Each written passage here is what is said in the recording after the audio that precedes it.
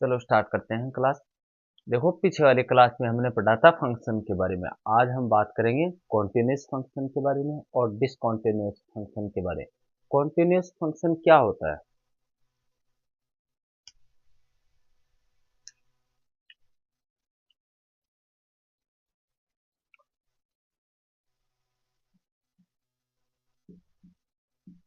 Continuous function,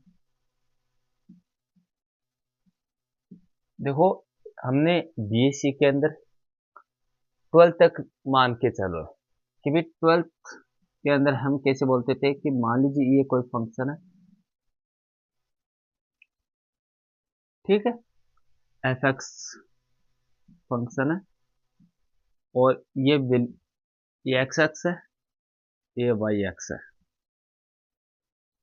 हम बोलते थे कि भाई एक पॉइंट ले लिया यहाँ पे सी, ठीक है, और एक पॉइंट ले लिया जो इसके नाइबरहुड बोल दो या यहाँ पे एक एक्स पॉइंट है, ठीक है।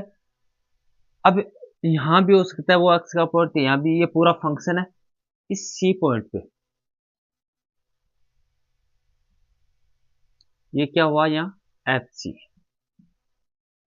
हम जब भी ये बोलते हैं कि फंक्शन कॉन्टिन्यूस है, कॉन्टिन्यूस होने का मतलब ये हो गया फंक्शन संतत है। हिंदी में बोले तो संतत है और इंग्लिश में बोले तो हमारा फंक्शन स्मूथ है।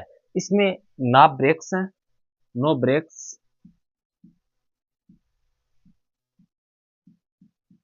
ना कोई नो होल्स,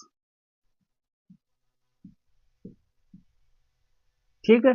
मतलब ग्राफ हमारा टूट नहीं रहा है, बीच में से ब्रेक नहीं हो रहा है, एकदम स्मूथ ग्राफ है, तो इसको बोलते हैं हम कॉन्टिन्यूस फंक्शन। तो हम 12 तक कैसे पढ़ते थे कि जब भी कोई फंक्शन था तो हम चेक करते थे उसकी फंक्शन की वैल्यू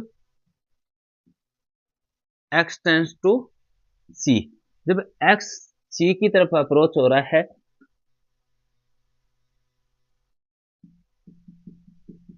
ठीक है, यहाँ पे c की तरफ अप्रोच हो रहा है तो ये इसकी वैल्यू क्या आती थी एफ सी। फिर हम क्या करते थे, लिमिट,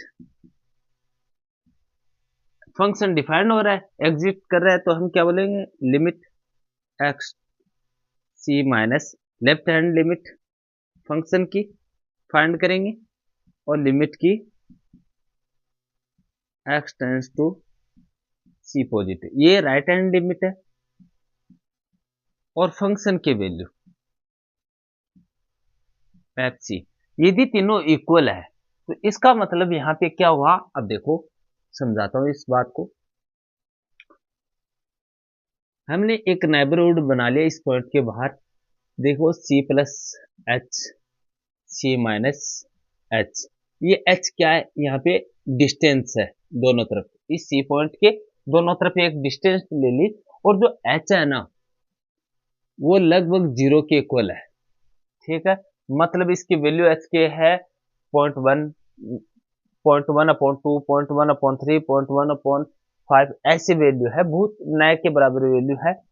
तो इस नाइबरहुड के अंदर सी माइनस एच और सी प्लस एच के अंदर तो इसका भी तो एक नाइबरहुड होगा एफ सी का, जिसे हम बोलते हैं, मान लीजिए एल नाम दे दें, L minus L plus epsilon, L minus epsilon. और यहाँ हमने एच लिया है तो हम डेल्टा भी तो ले सकते थे, c minus delta, c plus delta, है ना, सी माइनस डेल्टा और सी प्लस डेल्टा। तो हम 12 तक इतना पढ़ते थे कि यदि कोई फंक्शन कॉन्टिन्यूस है तो इसके मतलब लेफ्ट हैंड लिमिट यहाँ पे फंक्शन की और राइट हैंड लिमिट, ये बहुत ही पास में है पॉइंट, मैंने तो आपको समझाने के लिए लिखे हैं। इस दोनों की वैल्यू इस एफ सी पॉइंट के इक्वल है, इसका मतलब ग्राफ हमारा टूट नहीं रहा, ब्रेक नहीं हो रहा, एकदम स्मूथ कर्व है, तो मतलब फंक्शन हमारा कॉन्टिन्यूस है। फिर इसके बाद में इसकी बीएससी में आई तो बीएससी के अंदर क्या हमने क्या पढ़ा था, बीएससी के अंदर ये पढ़ा कि फॉर एवरी पॉजिटिव एप्सिलॉन के लिए देयर एग्जिट एक ऐसा पॉजिटिव डेल्टा जरूर एग्जिट करता है सच दैट कि जब f x minus f c less than हो एप्सिलॉन, व्हेन एवर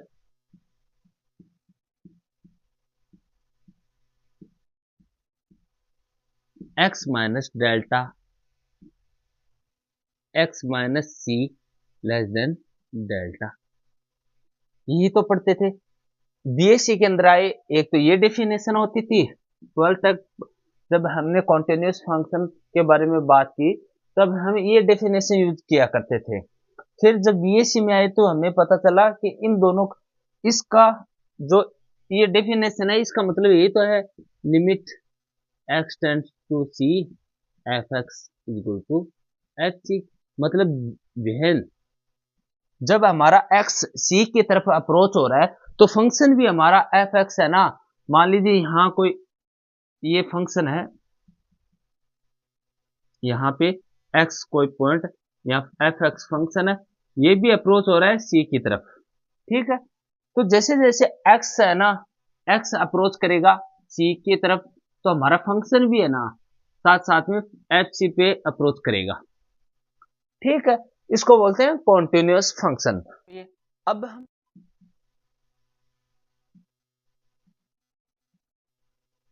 e की पावर एक्स, अब ये फंक्शन कहीं भी ब्रेक नहीं हो रहा, एकदम स्मूथ कर हुआ है ना, तो इसको बोलते हैं कॉन्टिन्यूअस फंक्शन।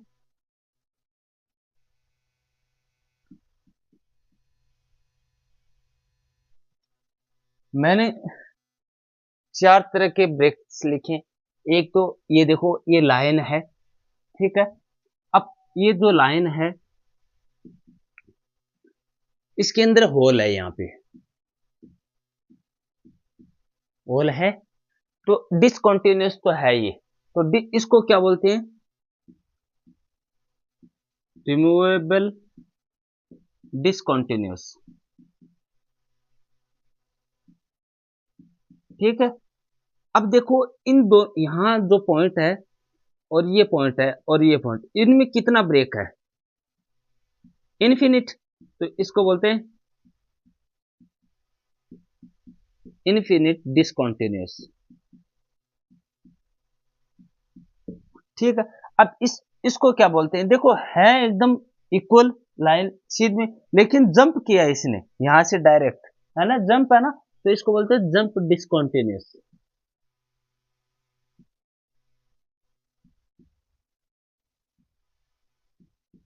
और इसको बोलते हैं ओसिलेट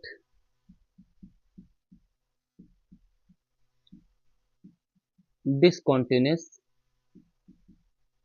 ध्यान से पढ़ लेना ये चीजें, क्योंकि जब मैं अभी बेसिक पढ़ा रहा हूं, आगे जब हम आईआईटी जेईई और सीएसई नेट के बारे में बात करेंगे तो ये सारी चीजें यूज होगी, जब हमें ये इनके ग्राफ्स पता हो कि भी रिमूवेबल डिसकंटिन्यूअस क्या होता है, इनफिनिट क्या होता है, जंप डिसकंटिन्यूअस क्या होता है, तो हमारे दिमाग में एक इमेज बन जाए कि भी ऐसे होते हैं, ठीक है ना। A function F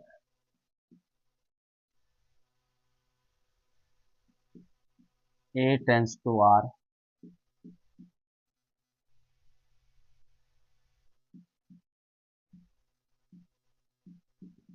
is said to be continuous at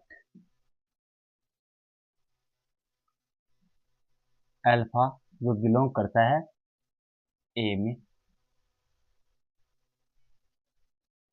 if limit x tends to alpha minus f x equal हो limit x tends to alpha positive f x f alpha, जो 12th क्लास तक हम पढ़ते थे वही definition है। यदि कोई फंक्शन कॉन्टिन्यूस है उसकी left hand limit, right hand limit और फंक्शन की वैल्यू अल्फा पे यदि इक्वल हैं तीनों, तो हम कह सकते हैं कि हमारा फंक्शन कॉन्टिन्यूस फंक्शन है। एग्जाम्पल देखो, f x is equal to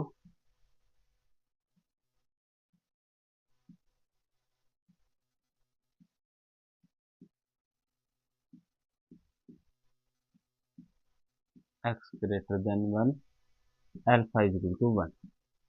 अब 1 पे ये फंक्शन हमें चेक करना है कि हमारा फंक्शन कॉन्टिन्यूस है या नहीं है। देखो पहले f1 की वैल्यू क्या होगी, 1 की वैल्यू 1 पे इक्वल यहाँ पे है, तो देखो ये यहाँ पे है तो यहाँ पे एक्स स्क्वायर है, तो एक्स स्क्वायर की वैल्यू क्या आ जाएगी 1। अब फाइंड करते हैं limit x tends to 1 minus, इसका मतलब है 1 माइनस एच, ऐसे भी लिख सकते हैं 1 माइनस एच या 1 माइनस डेल्टा, आप जो अच्छा लगे वो लिख लेना, ठीक है। लेकिन बेसिकली ऐसे लिखते हैं शॉर्ट फॉर्म में, left hand limit f x is equal to limit x tends to 1 minus, अब 1 एक्स कहाँ अप्रोच कर रहा है 1 माइनस एच, तो मतलब 1 से तो छोटी है वैल्यू, 1 से छोटी वैल्यू यहाँ फंक्शन ये होगा, तो x square equal limit h tends to 0, function की जगह क्या रख देंगे 1 माइनस एच का होल स्क्वायर, ठीक है। यहाँ एच की वैल्यू रखेंगे इक्वल आएगा 1। एक राइट हैंड लिमिट और चेक कर लेते हैं, x tends to 1 plus f x, इस इंटरवल में फंक्शन कैसा होगा, तो x minus 1 limit h tends to 0 to 1 minus 1 plus h minus 1, h की वैल्यू 0 रखेंगे तो वैल्यू आएगी 2। तो यहाँ पे देखो कि ये तीनों इक्वल हैं क्या, इसकी वैल्यू 1 उसकी 1, लेकिन राइट हैंड लिमिट की वैल्यू आ रही है 2, मतलब फंक्शन डिसकंटिन्यूअस है हमारा, फंक्शन हमारा डिसकंटिन्यूअस है। ये डेफिनेशन समझ गए। अब सेकंड डेफिनेशन लिखते हैं कॉन्टिन्यूअस फंक्शन की। ये बेसिकली ये जो डेफिनेशन है ना, ये पीस वाइज फंक्शन है ना, उन पे यूज करते हैं, ठीक है। लेट ऐसे एक सबसेट ले लिया ऑफ रियल नंबर का, एंड एक फंक्शन डिफाइन कर दिया हमने एस टेंस टू आर, ठीक है। लेट और एक अल्फा वैल्यू ले ली एस इंटरसेक्शन एस डैश। अब एस इंटरसेक्शन एस डैश का मतलब ये तो ड्राइव्ड सेट है और इन दोनों में इंटरसेक्शन है, तो ये क्या हो गया अल्फा क्या है लिमिट पॉइंट, ये ध्यान रखना।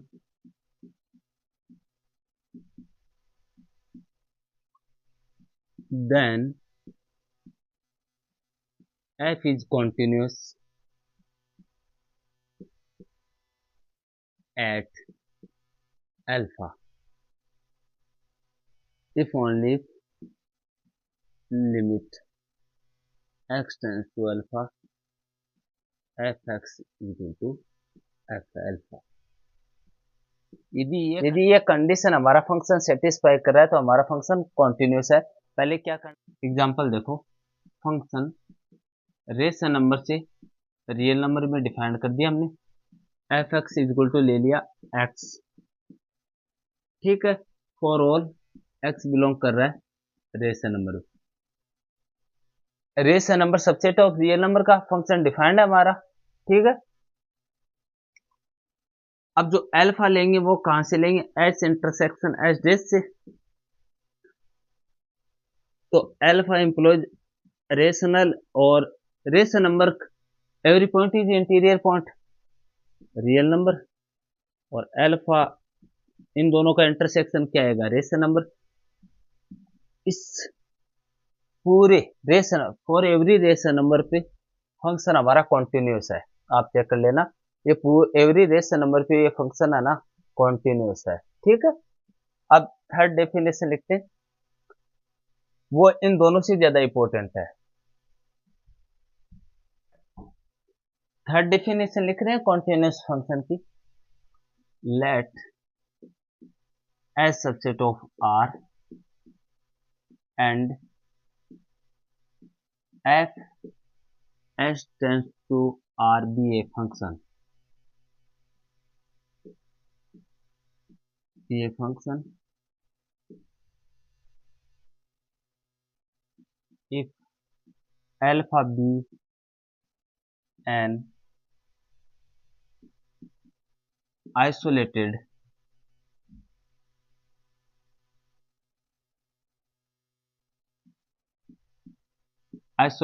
point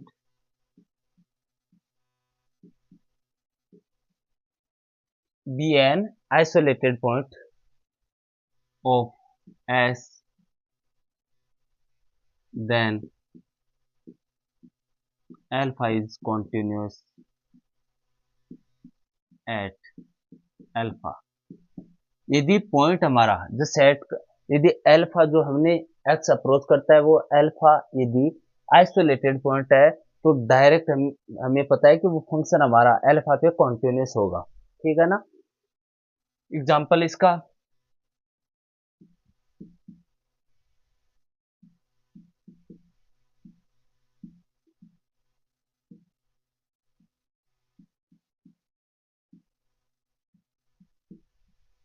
f(x) is equal to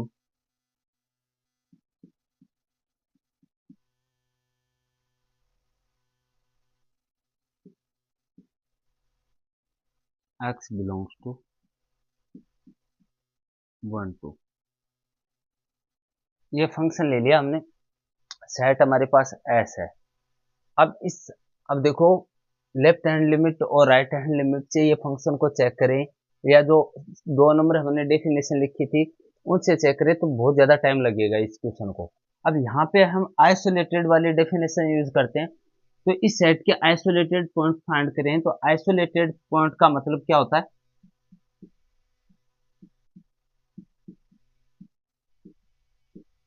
set of integer है, ये काउंटेबल सेट है। अब काउंटेबल सेट है तो मतलब इन लिमिट पॉइंट होने के लिए उसके पास अनकाउंटेबल नंबर चाहिए, और जो लिमिट पॉइंट होगा वो आइसोलेटेड पॉइंट नहीं होगा। तो मतलब ये एवरी पॉइंट इसका आइसोलेटेड पॉइंट है, लिखाया था ना। और फाइनाइट सेट होते हैं उनके अंदर भी every point is isolated point.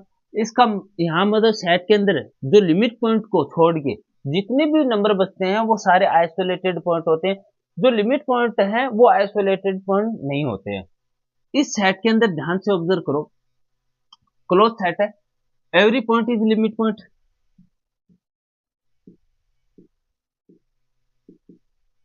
है ना, every point is limit point. But zero को चेक करें कि अल्फा इज इक्वल टू 0 ले ले तो इसका नेबरहुड बनाए 0 माइनस डेल्टा, 0 प्लस डेल्टा। ठीक है, ये नेबरहुड बनाया डेल्टा, मान लीजिए हमने 1/2 ले लिया तो यहाँ वैल्यू बनेगी -1/2 और +1/2। इस जो ये नेबरहुड बना है -1/2 +1/2, इस क्या ये नेबरहुड सेट एस के कितने एलिमेंट कंटेन करता है, सिर्फ 0 कंटेन करता है, उनको तो कंटेन करता नहीं। वन, ये तो वैल्यू बड़ी हो गई ना 1/2 से, तो ये इंटरवल इसके नंबर तो कंटेन करता ही नहीं है, सिर्फ 0 को कंटेन करता है अपने अंदर। ये ऐसे भी तो समझ सकते हो आप कि भाई ये 0 है, -1/2 1/2, 0 को तो कंटेन कर रहा है ये इंटरवल इस सेट के, लेकिन इनको कंटेन नहीं कर रहा, मतलब 0 आइसोलेटेड पॉइंट है। ठीक है, अब अल्फा इज इक्वल टू 0 पे चेक करते हैं, आइसोलेटेड पॉइंट है तो इस अल्फा इज इक्वल टू 0 पे हम डायरेक्ट बोल सकते हैं कि हमारा फंक्शन कॉन्टिन्यूस है। आप चेक भी कर सकते हो और ना भी चेक करो तो आप डायरेक्ट ऐसे लिख सकते हो अल्फा इज इक्वल टू 0 पे हमारा फंक्शन क्या है, कॉन्टिन्यूस है। अब एक चीज नोट करके लिखना,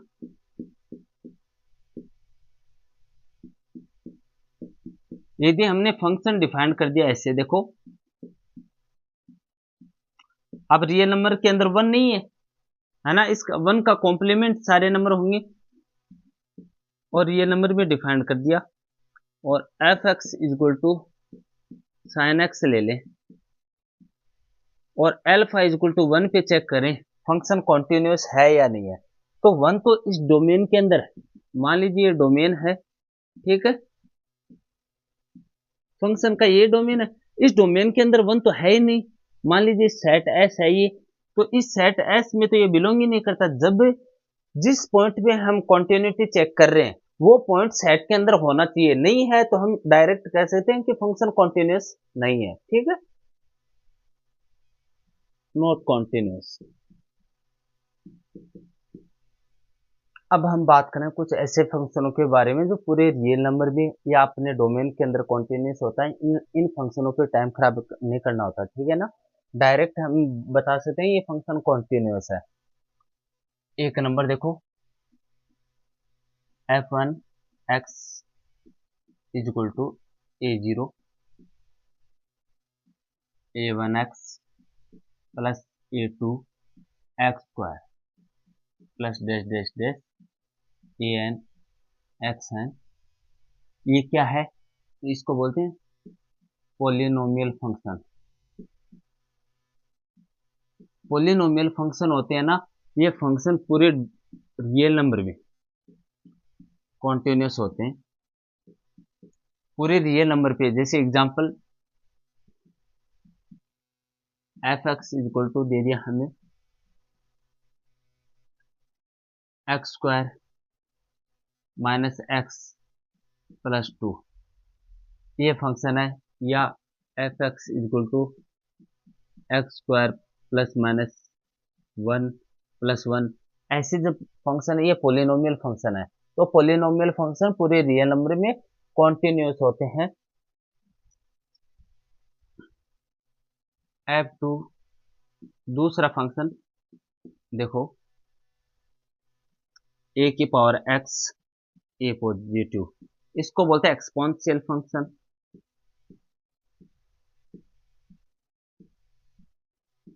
एक्सपोनेंशियल फंक्शन एग्जांपल ए की पावर एक्स या 2 की power x.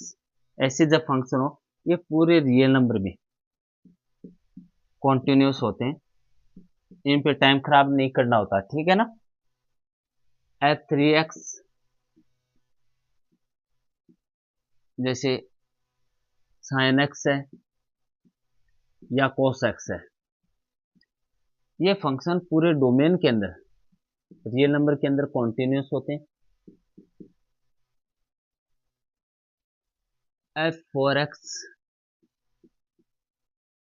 Sine hyperbolic x cos hyperbolic x या टेन हाइपरबोलिक एक्स, ये फंक्शन भी पूरे रियल नंबर में कॉन्टिन्यूस होते हैं। अब देखो मैंने यहाँ 10x लिखा है, लेकिन जो मैंने यहाँ ट्रिग्नोमेट्री, अब ये ट्रिग्नोमेट्रिक फंक्शन है, इनके अंदर मैंने सिर्फ साइन और कोस के बारे में कहा है कि पूरे रियल नंबर में कॉन्टिन्यूस होता है, ना कि 10x के बारे में। 10 हाइपरबोलिक एक्स के अंदर कॉन्टिन्यूस होता है, ठीक है ना।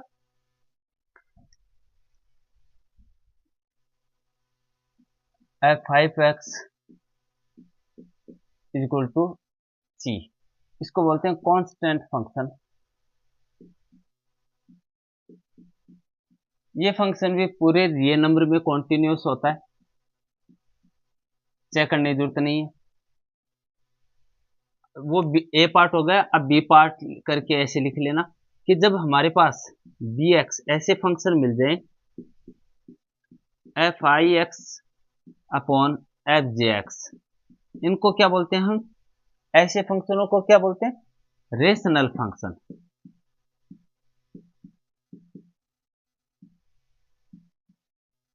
रेशनल फंक्शन होते हैं ना, ये फंक्शन यहाँ मतलब जीरो नहीं होना चाहिए, is not equal to zero. पूरे डोमेन में डिफाइन होंगे, लेकिन इनका डोमेन क्या होगा? जहां फंक्शन जीरो ना हो। एग्जांपल दूंगा मैं आपको, रुक जाओ। जैसे f x is equal to हमने ले लिया 1 अपॉन साइन एक्स। अब ये जो एफ आई और एफ जे है ना, ये ऊपर वाले जितने भी हमने फंक्शन लिखे ना, i is equal i to 1 to 5, ऐसे ना लिखो, i is equal to 1 to 5। ऊपर वाले जितने भी फंक्शन लिखे हैं वो 1/x हो सकता है, ऐसे भी हो सकता है, ex/cos x भी हो सकता है, या x² + 1/ex, कुछ भी ऐसे जैसे फंक्शन लिखे हो तो ये सारे रेशनल फंक्शन है। और रेशनल फंक्शन का डोमेन क्या होगा? अब ये sin x जीरो नहीं होना, जीरो पे तो ये फंक्शन डिफाइंड ही नहीं है, तो इंप्लाइज sin x = जीरो की वैल्यू जीरो कब आता है? जब x = हो n पाई।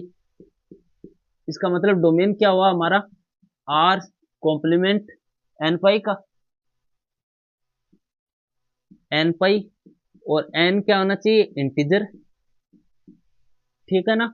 अब इस डोमेन के अंदर हमारा फंक्शन कॉन्टिन्यूस है, ना कि पूरे रियल नंबर के अंदर हमारा ये 1/sin x कॉन्टिन्यूस है, ठीक है ना।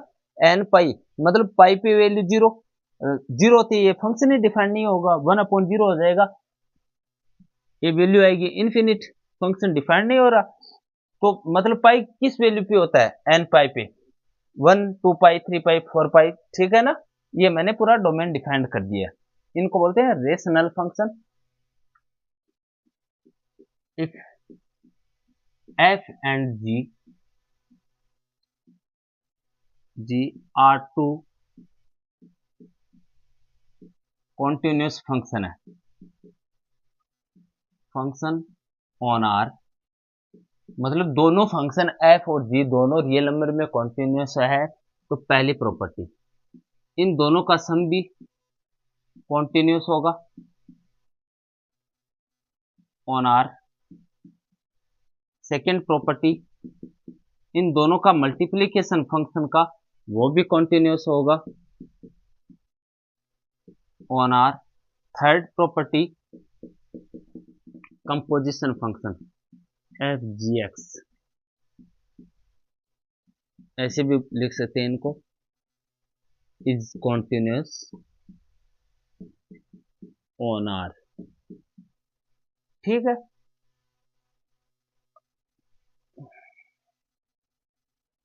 और जो अलजेब्रिक नंबर होते हैं ना, अब आपके दिमाग में आएगा कि भी ठीक है इन सब फंक्शनों के बारे में बात कर लिए, लेकिन एक अब बच गया algebraic number,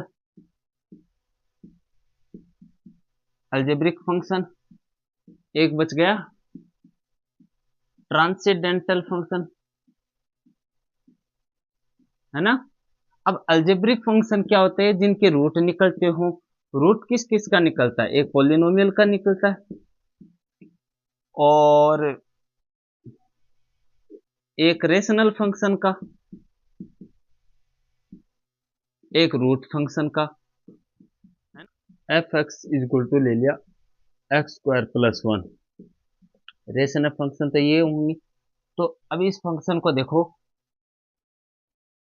F x equal to x²+1/x-1, इसका डोमेन यहाँ जीरो तो नहीं होना चाहिए, x-1 जीरो नहीं होना चाहिए, तो जीरो नहीं होना है, इसका मतलब क्या होगा? x is not equal to 1, तो इसका पूरा डोमेन क्या हुआ फंक्शन का? वो हो गया रियल नंबर और 1 का कॉम्प्लीमेंट। 1 के अलावा जितने नंबर है उन सब पे ये फंक्शन क्या है? कॉन्टिन्यूस है। अब वो फंक्शन, यहाँ एक एग्जांपल इसका रूट फंक्शन का और ले लेते हैं। यहाँ f x equal to x plus under root में ले लिया, ठीक है। अब उस एग्जांपल को देखो, तो एफ एक्स इक्वल टू हमने क्या लिया? अंडरूट। ये फंक्शन कब डिफाइंड होगा बताओ? ये फंक्शन तो जब डिफाइंड होगा जब ये वैल्यू क्या हो? x+2 जीरो हो और जीरो से बड़ी हो। दो ही पॉसिबिलिटी के अंदर ये फंक्शन हमारा अंडरूट वाला डिफाइंड होता है। जब x+2 से वैल्यू जीरो और जीरो से बड़ी हो, माइनस होते तो वैल्यू एट आ जाएगा, है ना, कॉम्प्लेक्स नंबर बन जाएगा। तो इसका मतलब क्या हो गया? ये कब कब आएगा? मान लीजिए हमने -1 रखा,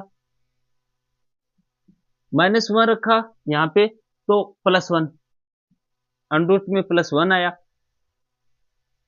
और -2 रखा तो वैल्यू आएगी जीरो, फिर जीरो जीरो रखेंगे तो वैल्यू आएगी 2, फिर 1 रखेंगे, 1 रखेंगे 3, ये तो वैल्यू बढ़ती जाएगी फिर।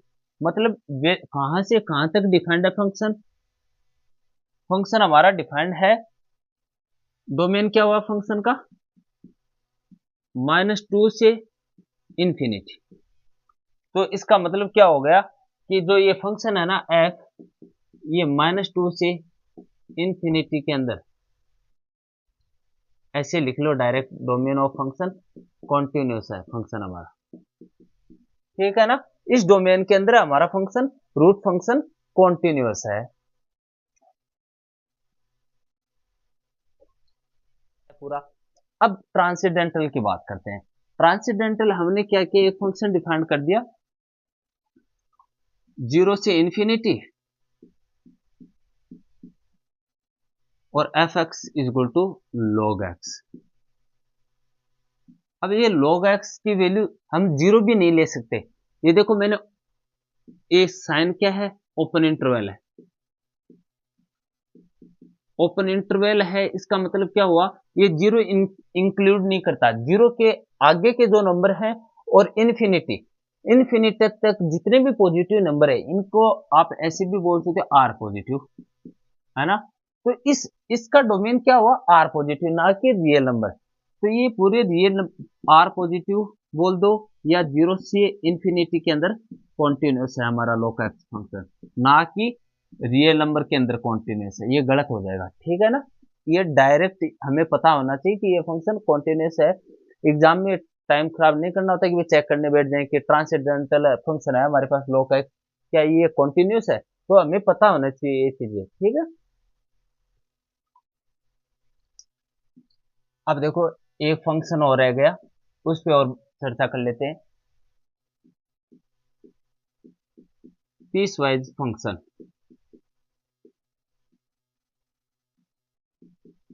इनमें क्या है, सबसे इंपॉर्टेंट दो होते हैं, एक तो होता है ग्रेटेस्ट इंटीजर फंक्शन,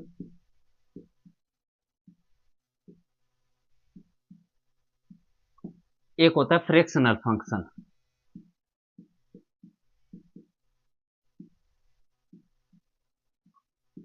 इनको ग्रेटेस्ट इंटीजर फंक्शन है, इनको हम ऐसे भी डिनोट कर सकते हैं या आप ऐसे भी डिनोट कर सकते हैं, और फ्रैक्शनल फंक्शन को हम ऐसे डिनोट करते हैं, ठीक है।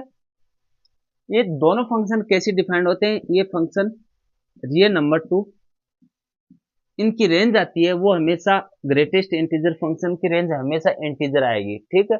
और जबकि फ्रैक्शनल फंक्शन होगा उसकी रेंज कितनी आएगी, 0 से 1 तक आती है, एफ एक्स इजल टू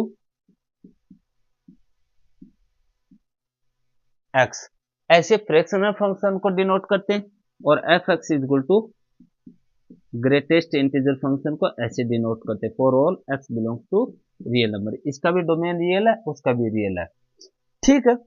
अब देखो, अब ये फंक्शन चेक करते हैं कि क्या ग्रेटेस्ट इंटीजर फंक्शन और फ्रैक्शन फंक्शन का डोमेन फाइंड करते हैं कि ये भी फंक्शन है ना अपने डोमेन के अंदर कॉन्टिन्यूस है, ना कि पूरे रियल नंबर में कॉन्टिन्यूस है। देखो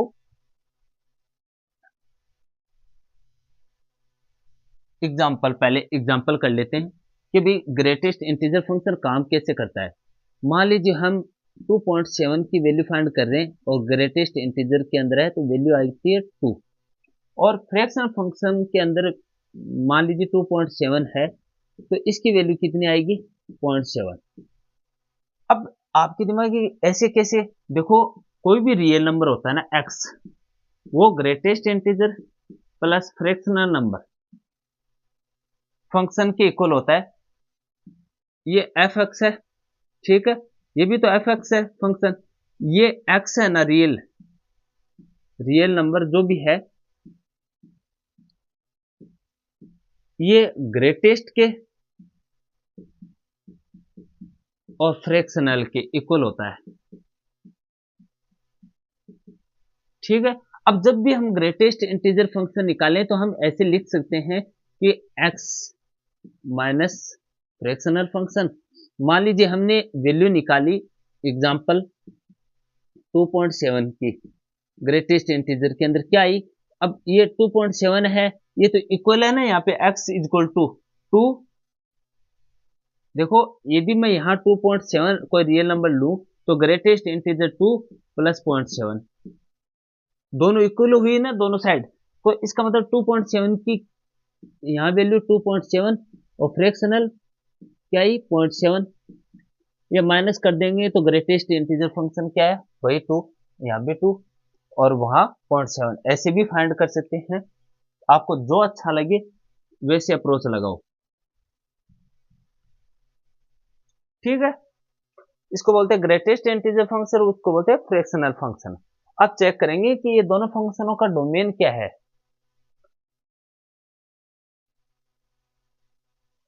देखो जब जब भी x n plus one integer में बिलोंग करे, फंक्शन एन एफ एक्स वो कॉन्टिन्यूस होगा। n belongs to integer, f x is continuous. दोनों तरफ ये है, ये सिमिलर बात। यहां भी स्टार लगाए लिख लेना कि जब x बिलोंग कर रहा है किसी इंटीजर में n प्लस वन और n बिलोंग्स टू इंटीजर है तो हमारा फंक्शन कॉन्टिन्यूस है। लेकिन जब x फॉर एवरी कोई भी x जब इंटीजर में बिलोंग करे, ये यहाँ पे इंटरवल हो गया है। इस इंटरवल का मतलब क्या, यहाँ 1 ले लिया तो 1 और 2 है ना। यदि इंटरवल में बिलोंग कर रहा है तो हमारा फंक्शन कॉन्टिन्यूस है। लेकिन जब इंटीजर में बिलोंग कर रहा हो, जैसे x इक्वल टू 1 पे चेक करने करें ग्रेटेस्ट इंटीजर फंक्शन को, तो हमारा function F x is discontinuous, function discontinuous होगा। ये फंक्शन लिख लेना, बहुत इंपॉर्टेंट चीजें हैं। और यदि यहाँ सेकंड नंबर पॉइंट लगाए लिख लेना, यदि यदि x बिलोंग कर रहा है इंटीजर में, ठीक है, तो हमारा फंक्शन कंफर्म है कि एफ एक्स डिसकॉन्टिन्यूस होगा। ये दोनों बातें ध्यान से लिख लेना कि जब कोई इंटरवल में x बिलोंग कर रहा है इसका मतलब फंक्शन डिसकॉन्टिन्यूस है। यदि हम ग्रेटेस्ट इंटीजर में किसी इंटीजर पर वैल्यू चेक करें, जैसे x इक्वल टू 1 2 3 4 पे चेक करें, तो हमारा कंफर्म बात है कि ये ग्रेटेस्ट इंटीजर फंक्शन डिसकॉन्टिन्यूस होगा। फिर सिर्फ इंटरवल में कॉन्टिन्यूस होता है। वैसे फ्रैक्शनल फंक्शन है ना, फ्रैक्शनल फंक्शन भी है ना इंटीजर पे डिसकॉन्टिन्यूस होता है। और जब कोई ऐसा इंटरवल हो n बिलोंग्स टू इंटीजर लिखा है ना मैंने, n प्लस वन, तो ये मान के चलना हमारा फंक्शन कॉन्टिन्यूस है। और आगे आपको कुछ चीजें नहीं समझ में आई है, मैं जैसे जैसे आगे और भी डेफिनेशन कराऊंगा, एग्जांपल दूंगा, तो साथ में बताते चलूंगा कि यहाँ फंक्शन कॉन्टिन्यूस है, यहाँ डिसकॉन्टिन्यूस है। ये बेसिक चीजें हैं, ये लिख लेना, ठीक है ना। Let S subset of R and f, ये फंक्शन डिफाइन कर दिया हमने, एज टेंस टू आर और अल्फा बिलोंग करता है S intersection S dash, then f is continuous at alpha if only for every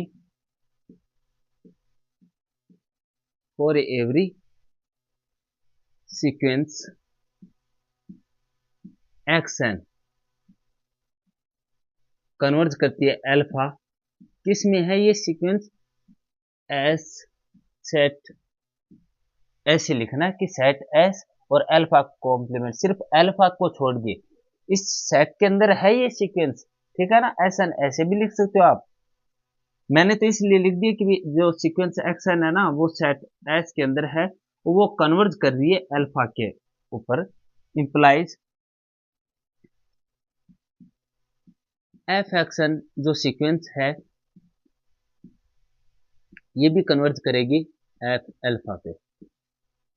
इसका क्या मतलब हुआ, ध्यान से समझो कि जो मैंने डेफिनेशन लिखा है इसका मतलब ये हो गया कि मतलब आपने देखो फॉर एवरी सीक्वेंस, इस सेट के अंदर मान लीजिए कि सीक्वेंस ए है ना, ठीक है, एस के अंदर, और ये सीक्वेंस और एक सीक्वेंस बी एन है सेट एस के अंदर। दोनों सीक्वेंस है ना, n tends to infinity a n sequence वो भी कन्वर्ज कर रही है अल्फा पे, और limit n tends to infinity और बी एन सीक्वेंस है अल्फा। मैंने यहाँ शब्द लिखा फॉर एवरी सीक्वेंस, ठीक है ना। फॉर एवरी सीक्वेंस यदि अल्फा पे कन्वर्ज कर रही है, इंप्लाइज आगे क्या लिखा मैंने, limit n tends to infinity, जो सीक्वेंस एफ ए एन है वो तो कन्वर्ज करेगी एफ अल्फा पे, और limit n tends to infinity f b n ये भी कन्वर्ज कर रही है अल्फा। इसका मतलब क्या हुआ कि दोनों वैल्यू इक्वल है, तो हमारा फंक्शन कन्वर्जेंट है। यदि sequence A N B N या कोई सी एन सीक्वेंस, तीन सीक्वेंस होती वो तो कन्वर्ज करती है अल्फा पे, लेकिन ये जो वैल्यू आ रही है फंक्शन की ये इक्वल नहीं आ रही, तो हम कहते हैं फंक्शन डिसकंटिन्यूअस है। ठीक है, समझ गए ना सीक्वेंस, इसका सीक्वेंस का क्राइटेरिया। अब मैं आगे आपको समझाऊंगा भी कि भाई देखो ये होता है ना कि limit x tends to alpha f x is equal to l, ये है ना इफ ओनली इफ ये इसकी इक्वल है, एक ही बात है, दोनों चीजें एक ही है, बस हमें ऐसे एफ एक्स 1 और 0, एक्स बिलोंग करता है रेशन नंबर में, एक्स बिलोंग करेगी इरेशन नंबर, ये फंक्शन ले लिया हमने। पहले क्या किया, एक एक्शन सीक्वेंस ले ली रेशन नंबर से, सेट में से लेनी है, हमने डेफिनेशन में लिखा था ना एवरी सीक्वेंस सेट में से ले ली। और ये अब एक हमने ले ली y n sequence, y n sequence मान लीजिए हमने ले ली y n is equal to 1 upon n, ठीक है। ये सीक्वेंस कहाँ कन्वर्ज कर रही है, 0 पे कन्वर्ज कर रही है, और इरेशन नंबर में है, इंप्लाइज एफ वाई एन जो सीक्वेंस है ये कहाँ कन्वर्ज करेगी, 0 पे। तो ये वैल्यू 1 और 0 तो इक्वल ही नहीं है, नहीं है ना, इसका मतलब alpha is equal to 0 is discontinuous.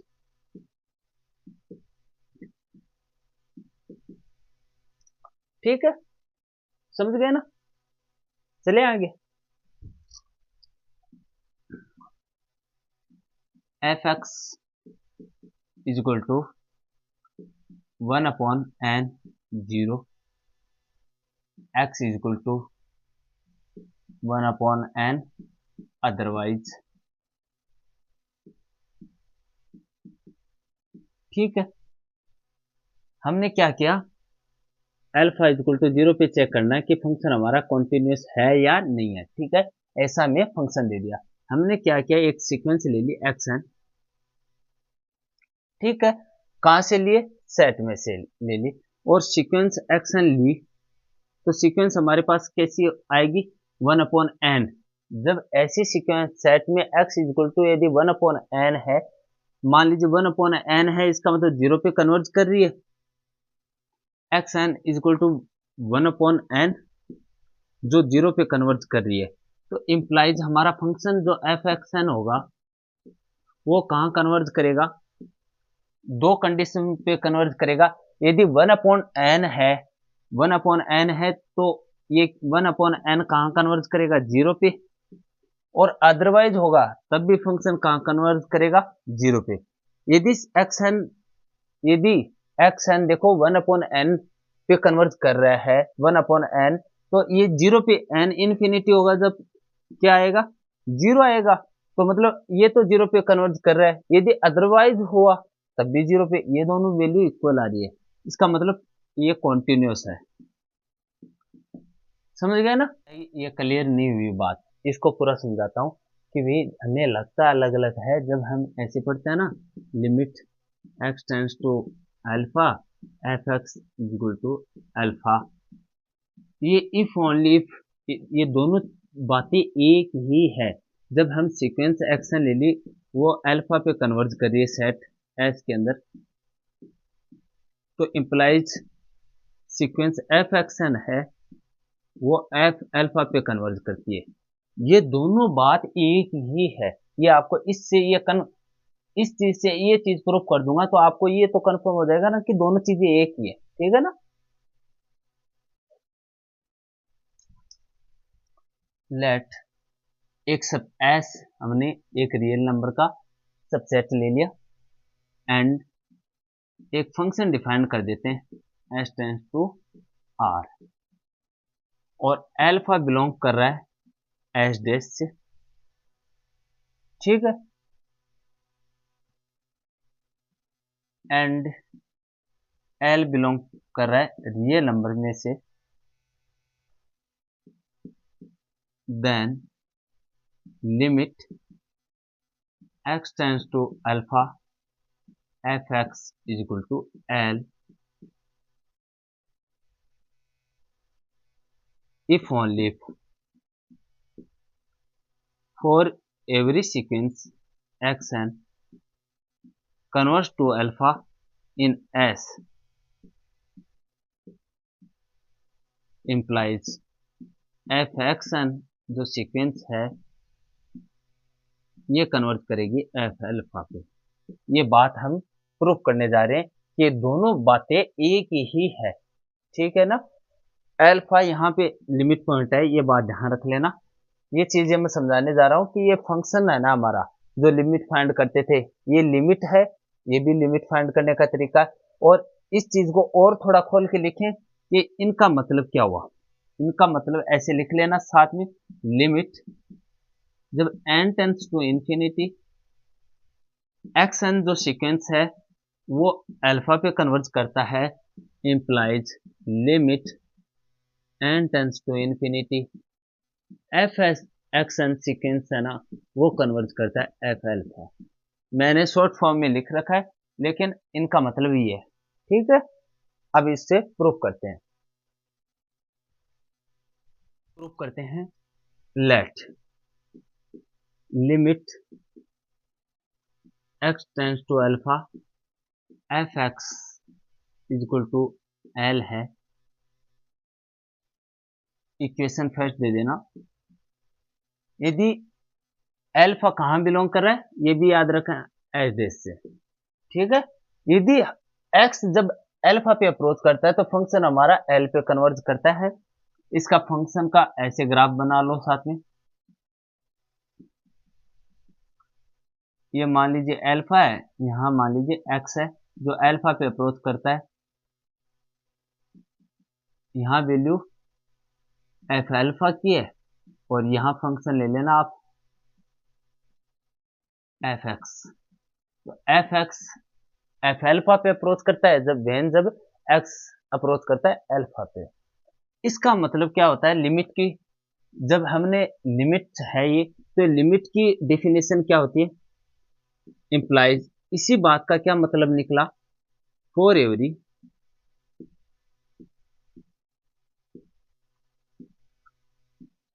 Positive epsilon के लिए, प्रत्येक पॉजिटिव एप्सिलॉन के लिए देयर एग्जिट एक ऐसा पॉजिटिव डेल्टा जरूर एग्जिट करेगा such that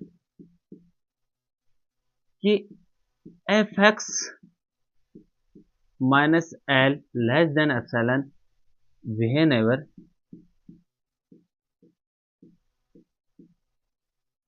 x minus alpha less than delta. दोनों बातों में क्या फर्क है, याद आ गए ना बीएससी की बुक में ये डेफिनेशन होती थी। अब इन दोनों बातों में क्या हुआ, ये भी तो डिस्टेंस है कि हमने ये कह दिया कि भी एफ एक्स इसको एल ही तो है, ये अल्फा एफ एक्स और इन दोनों की डिस्टेंस यदि एप्सिलॉन से कम है, एप्सिलॉन से कम है दोनों फंक्शनों की डिस्टेंस, ये यहाँ एफ अल्फा ही तो है, यहाँ हम एफ अल्फा लिखते हैं, इन दोनों में कोई फर्क नहीं है ना। वही बात है, चीजों को रटो मत, ध्यान से समझो ये चीजें हैं क्या। देखो लिमिट क्या थी, एल पे कन्वर्ट कराई वही है, एफ अल्फा ही है ये लिमिट, ठीक है। तो एफ एक्स माइनस एल इनकी डिस्टेंस एप्सिलॉन से कम होगी वहन जब एक्स माइनस डेल्टा, यहाँ भी हमने एक डिस्टेंस ले ली डेल्टा, वो एक्स माइनस अल्फा, ये इन दोनों की डिस्टेंस क्या होगी डेल्टा से, जब वेन एवर जब x माइनस एल्फा की डिस्टेंस डेल्टा से कम है तो एफ एक्स माइनस एल की डिस्टेंस भी एप्सिलॉन से कम होगी। आगे इनका क्या मतलब होता है, इसका मतलब यही तो है, एफ एक्स बिलोंग कर रहा है L minus epsilon L plus epsilon, ये इंटरवल ही तो है, अनकाउंटेबल है। जब हम इंटरवल इंटीरियर पॉइंट पढ़े थे तब मैंने ये चीजें लिखवाई थी ना कि एफ इसका मतलब यही है कि एफ एक्स बिलोंग करता है इस इंटरवल में, ठीक है। तो इधर देखो एक्स बिलोंग करता है alpha minus delta alpha plus delta, तो इसका मतलब यहाँ क्या हुआ, अब देखो मैं आपको सिंपल तरीके से बताता हूं।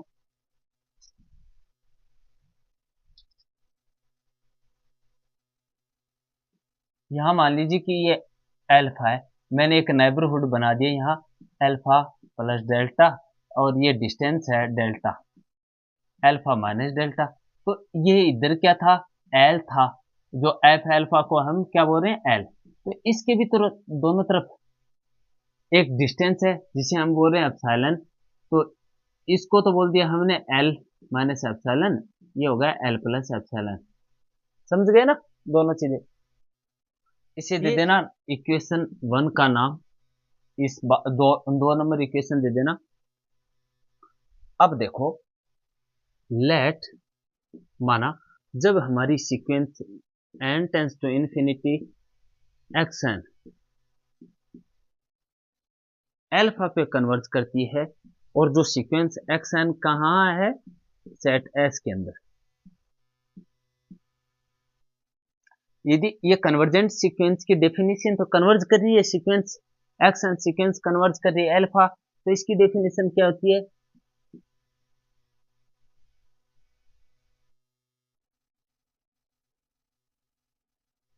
देखो फॉर एवरी पॉजिटिव एप्सिलॉन के लिए देयर एग्जिट एक ऐसा positive integer am such that कि एक्स एन माइनस अल्फा के डिस्टेंस एप्सिलॉन से कम है, या आप इसको, ये तो एक डिस्टेंस है, इनको रटना नहीं होता, आप यहाँ डेल्टा लिखो तो डेल्टा लिख लो, ये एक डिस्टेंस का काम कर रही है, ठीक है ना।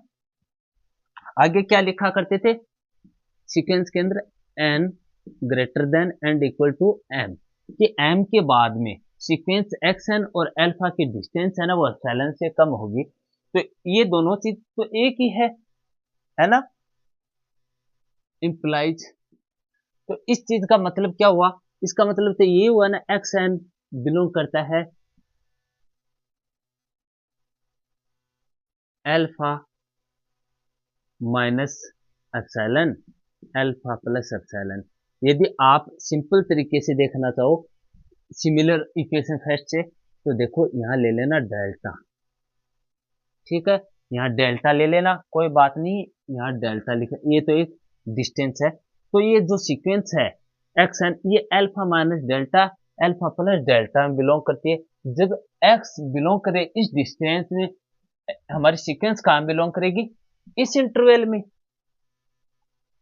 इंप्लाइज जो सीक्वेंस एफ एक्स एन है वो कहाँ कन्वर्ज कर रही है, बिलोंग कर रही है L minus epsilon L plus epsilon, इस इंटरवल। इसका मतलब क्या हुआ, सीक्वेंस हमारी n tends to infinity f x n, ये सीक्वेंस कहाँ कन्वर्ज कर रही है, एल पे, और एल क्या है, एफ एल्फा है।